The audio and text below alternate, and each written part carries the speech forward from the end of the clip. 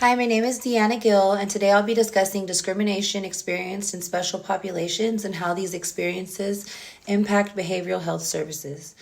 This presentation focuses on two marginalized groups, the LGBTQ community and people with physical disabilities, and examines real-world discrimination cases from the past 5 years.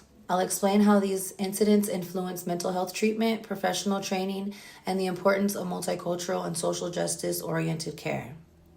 Discrimination against marginalized populations remains a significant issue in the United States. The LGBTQ individuals and people with physical disabilities often face systematic barriers, stigma, and unequal treatment settings across the board, including healthcare. These experiences do not just affect physical access to services, they also shape emotional well-being, trust in providers, and attitudes towards seeking mental health care. Understanding these patterns is essential. The first case that I'll discuss involves discrimination against the LGBTQ plus individuals and comes from the 2023 Supreme Court decision 303 Creative LLC versus LNS. In this case, a business owner argued that creating wedding websites for same-sex marriages violated her religious and free speech rights. The court ruled in favor of the business owner, allowing refusal of service in this context. While the ruling focused on free speech, many LGBTQ individuals perceived it as a validation of discrimination, raising concerns about how far such refusals might extend into healthcare or mental health services. The long-term impact of this ruling has been increased fear, stress, and mistrust amongst LGBTQ plus communities. When discrimination appears legally protected, it can reinforce minority stress, which is linked to higher rates of anxiety, depression, and suicidal ideation. In behavioral health settings, LGBTQ plus clients may enter treatment guarded or hesitant, feeling judged or rejected. This emotional burden can make it harder to build rapport and fully engage in therapy, especially if providers are not clearly affirming. The second example focuses on discrimination against individuals with physical disabilities, particularly deaf or hard of hearing clients. Over the past several years, multiple hospitals and healthcare systems have been reported or sued for failing to provide qualified American Sign Language interpreters despite requirements under the Americans with Disability Act. In these cases, patients were forced to rely on written notes or family members, which compromised confidentiality and quality of care. These failures highlight how systematic neglect can result in serious health and mental health consequences. In response to these incidents, some healthcare organizations implemented policy change or faced legal settlements.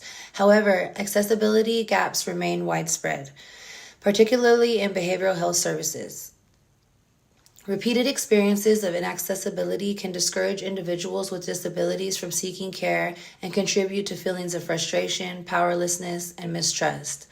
For deaf clients, lack of communication can result in misdiagnosis, ineffective treatment, and emotional distress, but further reinforcing healthcare disparities.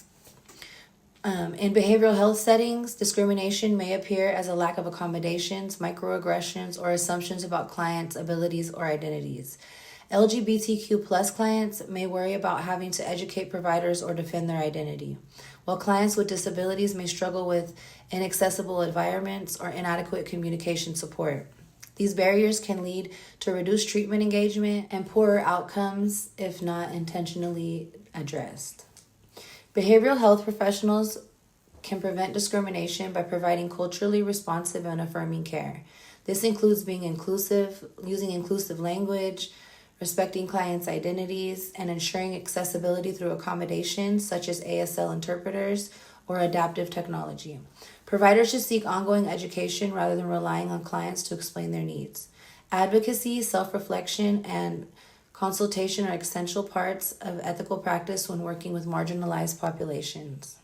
These discrimination cases highlight the importance of training behavioral health professionals in multicultural competence, social justice, and advocacy. Educational programs should address systematic oppression, minority stress, and legal protections such as the ADA.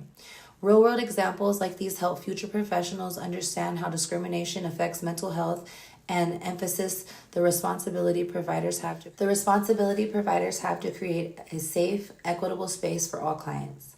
In conclusion, discrimination against the LGBTQ plus individuals and people with physical disabilities has lasting psychological and systematic effects. Behavioral health professionals play a crucial role in reducing harm by promoting inclusion, accessibility, and respect.